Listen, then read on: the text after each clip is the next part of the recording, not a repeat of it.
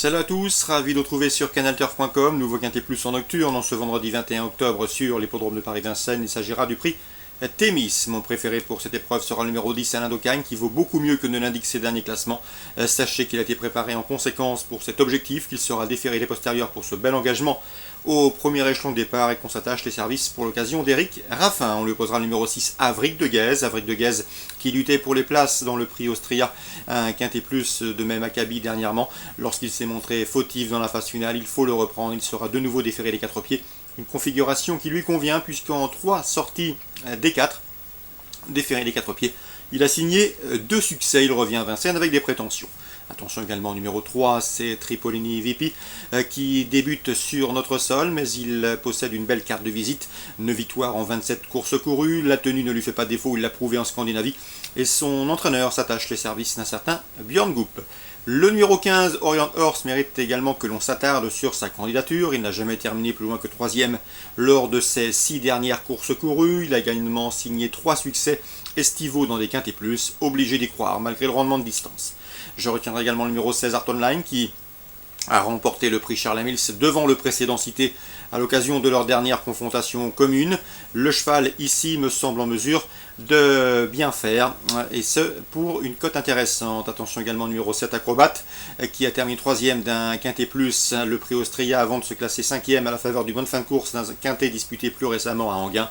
Preuve de sa compétitivité à ce niveau. Attention également au numéro 1, Reine du Zac, c'est la moins argentée du peloton, mais elle peut se targuer d'avoir déjà gagné un Quintet Plus. C'était courant juin sur les de Paris-Vincennes et sa grande piste. On s'en méfiera. Attention également au numéro 14, Vacat Monet, qui n'a plus à faire ses preuves à ce niveau. Elle est régulière. Elle vient de prouver sa forme en se classant 2e d'une étape du GNT, celle disputée le mois dernier au Mont-Saint-Michel. Ici, cette bonne finisseuse peut venir brouiller les cartes. Résumé chiffré 10, 6, 3, 15, 16, 7, 1 et 14. Dans la première, j'aime beaucoup le 104. S'il est Vélé, c'est une bonne candidate. Elle possède le meilleur chrono du peloton sur ce parcours, mais l'opposition étrangère est de qualité. Malgré tout, elle me semble en mesure de finir sur le podium. Attention également dans la 3e au 313, Aquitaine d'Aron, qui me semble en mesure de signer une 3e victoire consécutive aux remontées. Et dans la 5e, j'aime beaucoup le 505, Epis Turgot, qui a fait sensation, qui s'est imposé avec de la marge à l'occasion de ses premiers pas publics. C'était sur l'hippodrome d'Enghien. Elle pourrait lutter avec le 511, élégantissime. Pouliche doué, pas à l'abri d'une incartade, mais à l'évidence qu'il y a la pointure d'un lot comme celui-là. 505, 511, course ciblée à Vincennes, la première le 104, la 3e le 313 et la 5e 505 et 511. Concernant l'hippodrome de Moulins, Réunion 3, pas mal d'infos à vous transmettre. Dans la première, j'aime beaucoup le 108 Blue Dragon. Vous le savez, c'est un champion sur les obstacles. Il a remporté le prix Alain Dubrail, mais également le prix Renaud Duvivier, mais également, il a également du potentiel en plat, où il compte déjà 2 victoires en 3 courses courues. À mon avis, ici, il doit pouvoir s'imposer. Associerait le 101, B-Box, une valeur sûre à ce niveau de compétition. 108, 101 dans la 3e.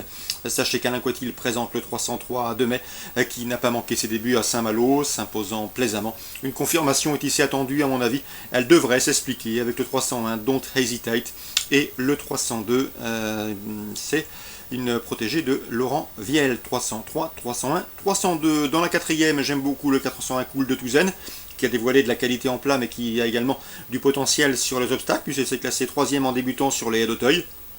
Ici, le lot me semble dans ses cordes pour ce 401 Cool de Touzen. On passe à la 6e, où je vous conseillerais le 608, c'est Daimel, qui certes chuté à l'occasion de ses débuts sur les obstacles dernièrement à Chateaubriand, mais il faut la racheter, puisque cette Daimiel est estimée par Alain Coetil.